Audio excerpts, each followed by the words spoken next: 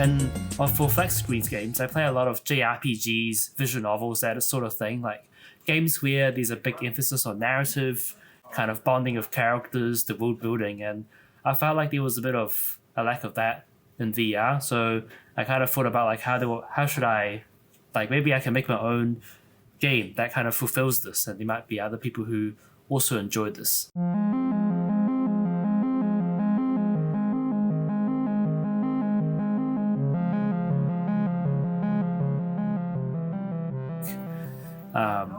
You just have to kind of get all the relevant libraries and install them. Just kind of like Steam VR or like the OVR, that sort of thing. Like today, VR development's made a lot easier with all just different sorts of frameworks. Like there's, for example, VRIF, and then there's like Hurricane VR, and then there's AutoHand. This is more specifically for Unity because I use the Unity game engine.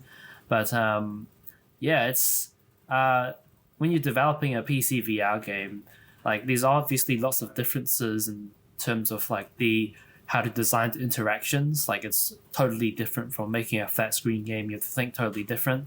In a technical kind of manner, it's a lot of using these different libraries together to make what you want.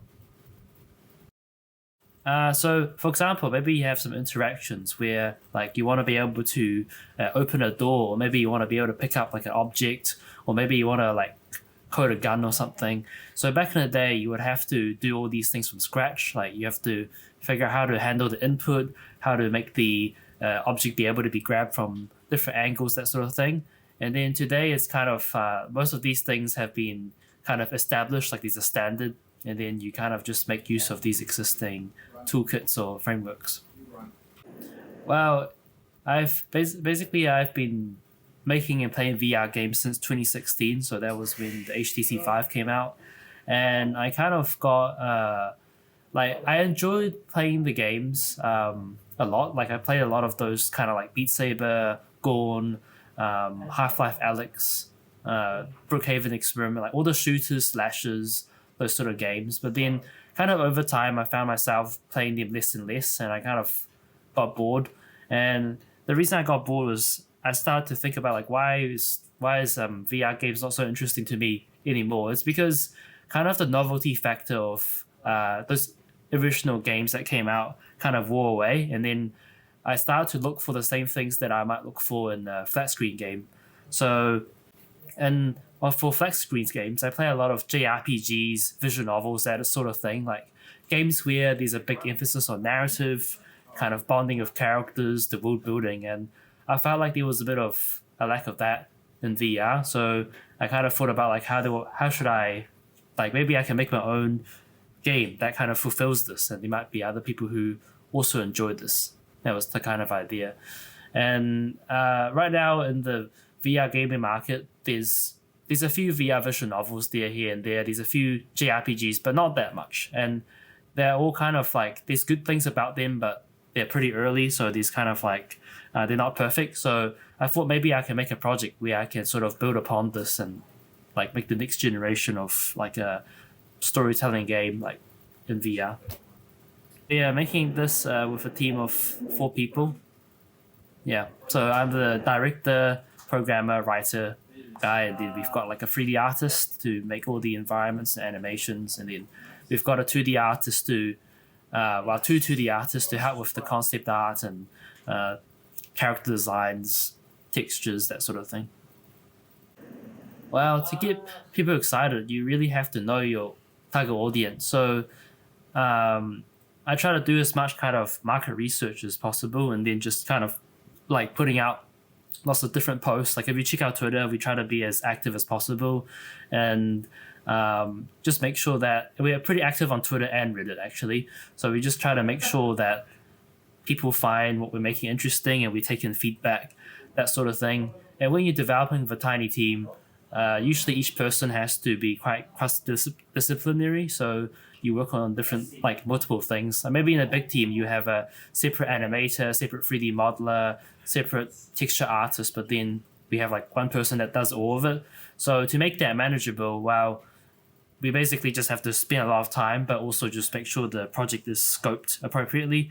Because kind of my ultimate goal is to make like kind of like JRPGs, like big open world games that I love, but adapted for VR. Like for example, like I really like the Yakuza series, and I love to play something like that in VR. But that's too much work for a small team to develop. So that's kind of why I made this sort of game that's more focused on bartending, so it's more doable. So it was a lot about scoping the project as well.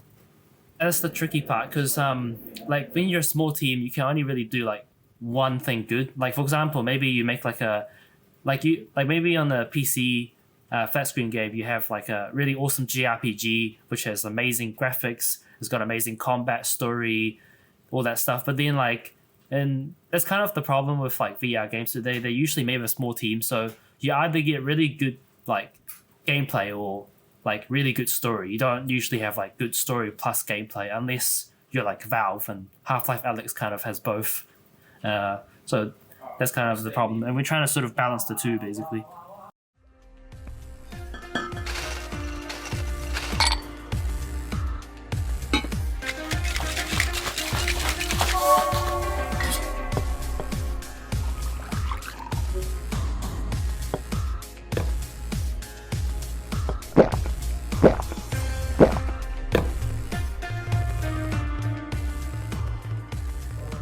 Well, I think PCVR is for a specific kind of demographic. So, for example, like I feel like a lot of like young teens and kids are playing on standalone.